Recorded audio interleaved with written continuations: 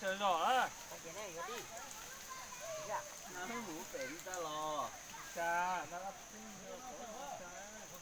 tiêu một chút ở chỗ cái đó đó thật nó phải là con thầu máy con nhẹ để chuyển đến nó kề ta lấy một cái mấy con gầu thật luôn chung á nó nhiều lên nó ra thì to lên nó tông cơ nó để bên ban nào bên này phải con nhện non tàu ra con nhện nô nó nọc cha nó là nó nọc phải tẹt này cả ha tên cái chơi với nhau hẳn ta số nó cái tên nó cái giáo sĩ chụp con gì nó con nhện nó chúa hay có chị bây giờ ý chị căn tu bây một nó chua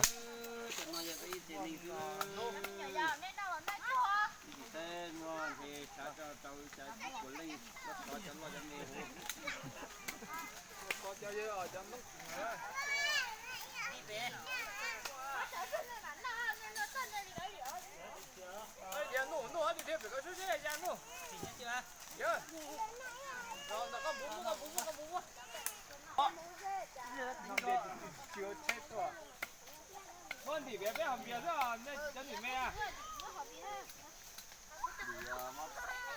đó tay nước đầu là con lò hô mà đây là con lò hô à chua thì kia nó có chua nhưng mà để nó có chua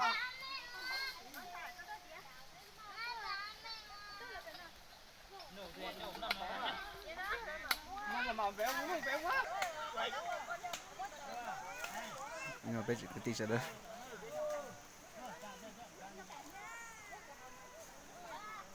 Yo, mấy lúc tài lâu rồi nó cho nhiều non. Này hết bà, con gì?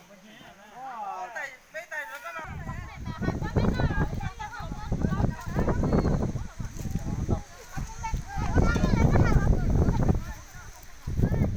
Có tụi mày chứ? Em chỉ bay được mấy khẩu nó. Nó này, nó phải lên cái tủ luôn.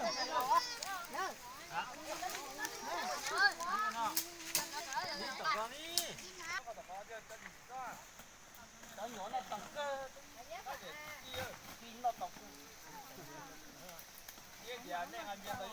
To nó. Trả lời chết sao? Đó. Đây. Đó. Đi cho giỏi ăn nó đi, cho giỏi ăn hay phú à. Đi trong à.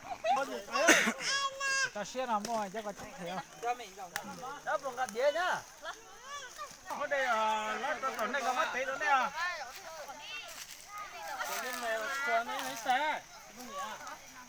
thì thua bây giờ tỏ đây rồi này trong là ô tô lần này nữa mà cái tồn đây Nó là cái gì tao áp chi xe này tôi xin nó phải nó là xe tôi trong xe lì xong biết là tôi đuổi. cho cái bảo cho có chơi xong rồi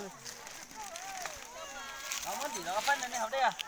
lại họ lại xả lại ha lại xả tại cái hầm bia ha Cái thằng con này chặt tay thế à?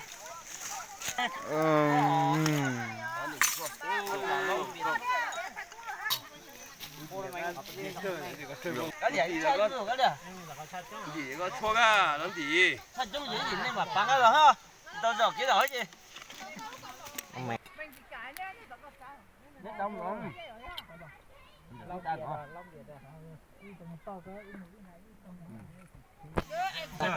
Nó nọ. sao ai Tao à.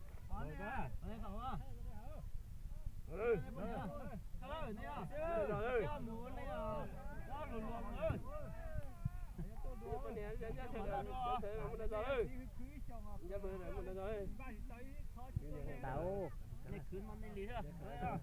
con đã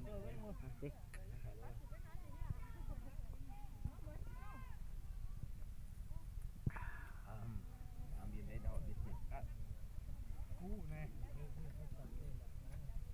cú là cú này